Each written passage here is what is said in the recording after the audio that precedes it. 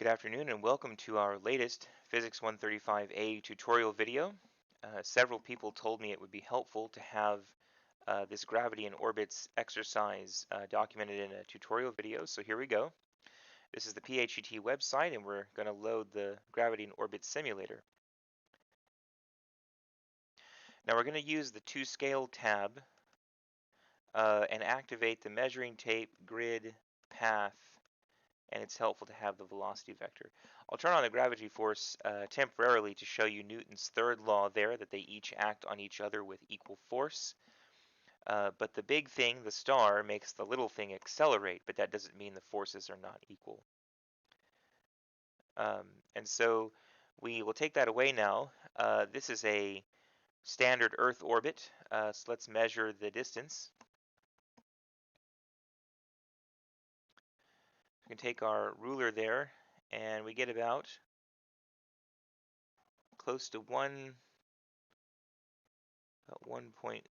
or 1.47 times 10 to the 8th power. So I've got a copy of Excel open here. This is actually LibreOffice Calc, which is a free version of Excel.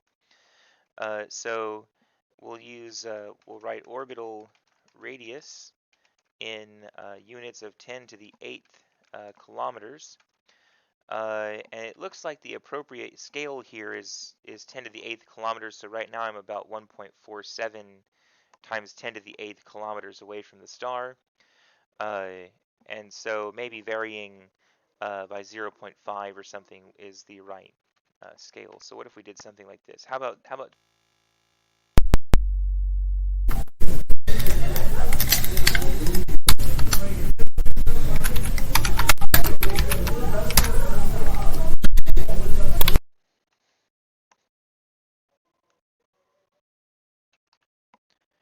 So I'm gonna plan ahead on which radii I'm gonna measure. So 0.5, 0.75, 1, 1.25, 1.5, 1.75, and how about 2? So those are all in 10 to the 8th kilometers.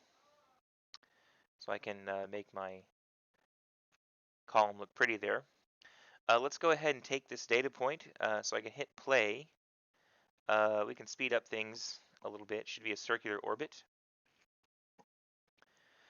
So we have to wait until the planet has gone all the way through one period, and the period turns out to be 367 days, so you can round that to 365. That's fine, so 365. But then I have to say orbital period in days. We can make the column look pretty. Okay, so now what if we shrink that down to 0.5 times 10 to the 8 kilometers? Well, you can grab the planet, actually, and move it over. Let's take the ruler. We're looking for 0.5 times 10 to the 8, so something like that. That's 0.508 times 10 to the 8. Now, we have to be careful because if we use the same velocity, we're now closer to the star and the force of gravity is stronger. So unless we speed up, I don't think we'll have a circular orbit. Let's see what happens when we get this. Well, let's see what happens when we do the exact opposite. We do the wrong thing. It's not moving fast enough. The planet will have a wild, erratic orbit and then be shot off into space, apparently, never to be heard from again. So that's quite funny. If we return objects, okay, so this velocity is not going to be fast enough to maintain the orbit. You'll learn why that's the case when we come to the topic of energy. So what if we give it a high velocity? Is that a circular orbit? It's almost circular. It's actually kind of elliptical. I think what we'll do is pause there and grab the planet. Maybe make that velocity a little higher just so we wind up with maybe a more circular orbit. Let's try that. 62 Earth days. So we'll go say 60. Now our next orbital radius will be 0.75 times 10 to the 8th. So let's move the planet away and then Go for 0.75 like that. The planet's velocity will have to be not quite as much, and we'll want it to be tangent to the circle. Still more than it originally was, though, when we were in one standard Earth orbit. Let's check how circular that looks. Pretty circular to me. So maybe 120 Earth days. Now it's time to make this exactly 10 to the 8th. So we'll scooch our ruler out here. 0.99, that's close enough. And then we'll have our planet at that spot, and then we'll come over here. We don't need as much velocity. We still want a circular orbit, though. Let's check to see how circular that is. That looks pretty circular to me. You can always check by measuring the radius in different locations. We'll stop there. Maybe 212 days when I let it go a little bit past. Oh, I guess we can reset it to 0 degrees. So let's take another measurement.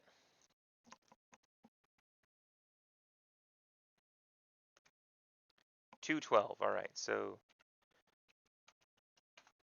far we're still below the 365 of the standard Earth orbit, but still steadily increasing in period as we go farther from the star. So that's all in line with expectations. Next up, we're going to want to make it 125. First three significant figures, 125, like that. So we'll stick our planet there. We'll have to decrease the velocity a little bit to maintain circular orbit. And so let's see how circular that is. If you have the wrong velocity, you'll know pretty quickly where the planet is not moving circularly. Too slow and it will fly right into the star. Too quickly and it will leave the star altogether. That doesn't look exactly. It's roughly circular. I mean, we could try a slightly smaller velocity. What if we say that? I could tell that the two radii on the right and left hand side were not the same. So let's try this. We're looking for that's better. Yeah, that's a lot better. So so this is close to a circle, and boom. So maybe 290 Earth days. We already have that data point at 1.5. Moving on to 1.75. Move the planet out of the way.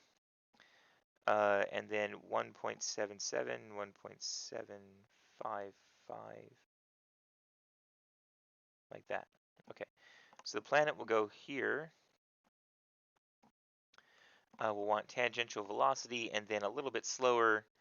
So we'll check to see how circular this is. We want it to be 2 squares at least to the left of the star, plus a little extra. That's going to be probably too far. Let's try using the back button here and then lowering the velocity a little bit. So now again we're looking for 2 squares to the left of the star plus a little extra, maybe a third of a square. That's going to be a lot better. Very good. So waiting for this star to go all the way around. We are in fast mode. And as soon as we reach the X, stop. 472 Earth days. So let's round that to 470. I don't really trust the third figure. In fact, for this data point, I might as well say 210. I don't really trust the third significant figure of these since I have to click pause at the right time. Final measurement. Move the planet out of the way. We'll go from like this here.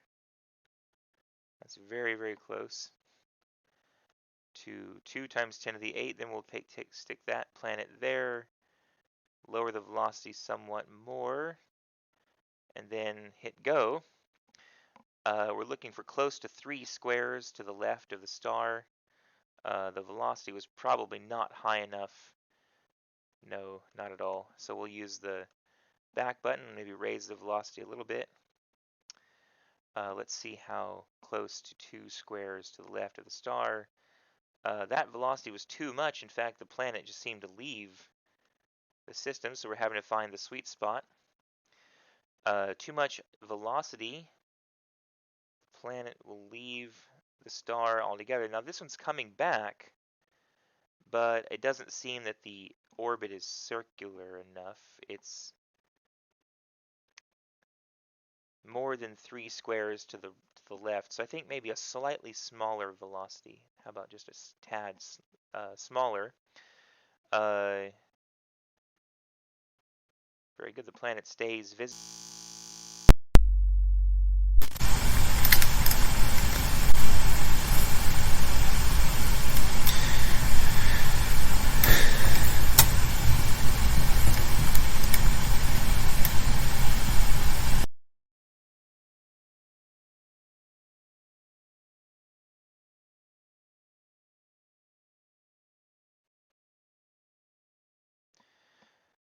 A slight technical glitch there. One more time. About 600 days is what we're looking for. Slightly less than 600.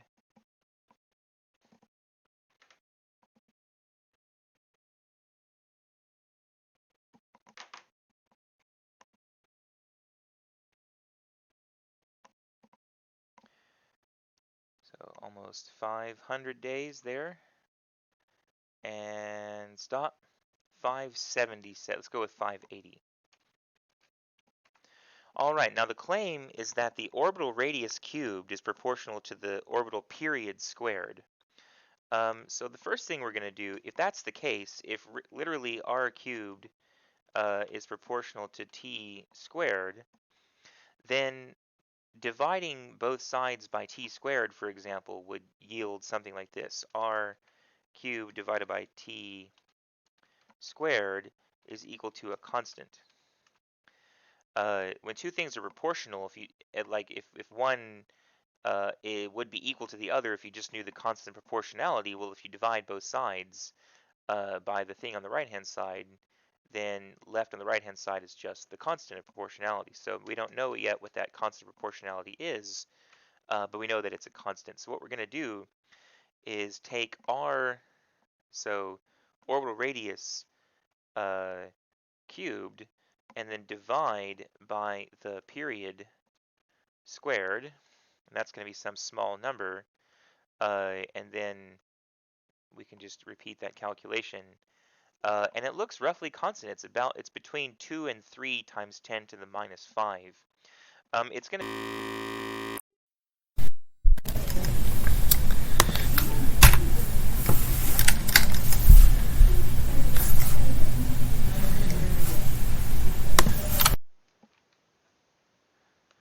be easier if we take the period squared divided by the orbital radius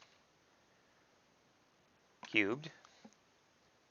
Now it's a big number, but still should be constant. So this is about 29,000.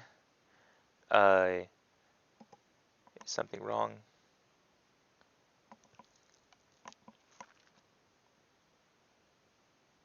So if we take the average of these values, we get about 38,000. Let's take the standard deviation as well of these values.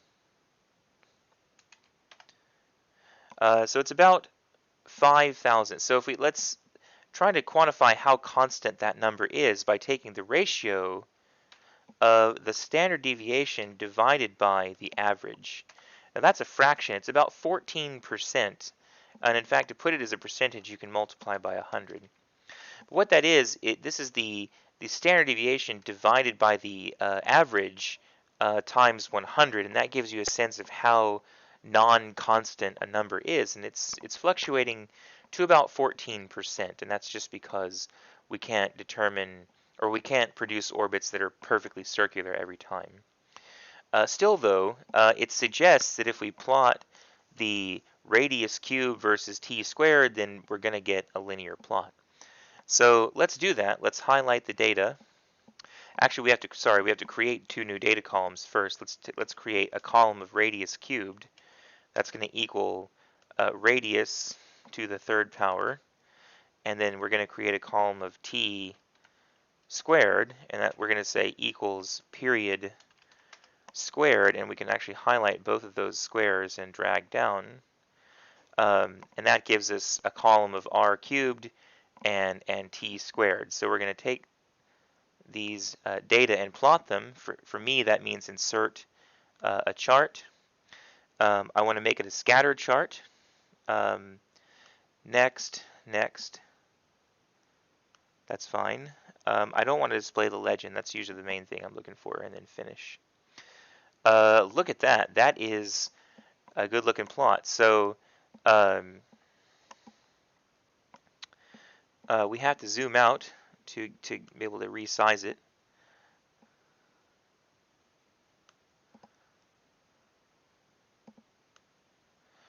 And so I'm going to make it more of a square. Okay.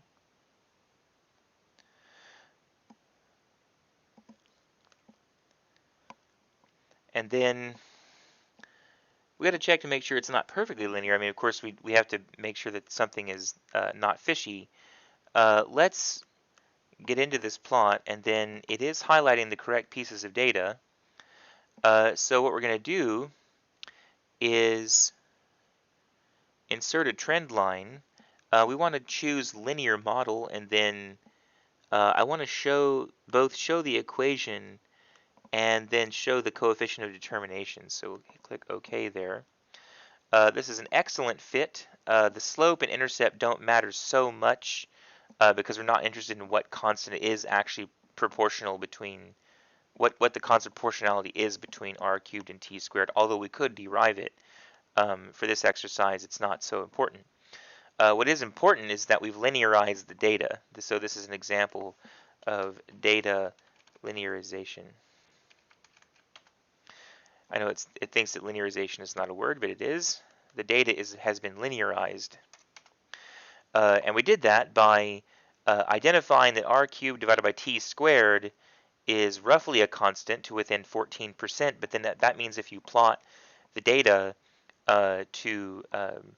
with r cubed on the x-axis and t squared on the y-axis, you actually get a linear result. So what this has done is this just shown that we've demonstrated Kepler's third law. So I encourage you, as you complete your reading, to look for that in chapter 6. When you come to Kepler's laws, some of them are geometric and some of them are numerical. And this is one example of numerical Kepler's law, which relates orbital period to orbital radius. And we've shown in class that that's a direct result of equating the centripetal force to the force of gravity. So this has been a tutorial video for Physics 135A. So please use this as you complete your gravity and orbits PHET activity. Good luck.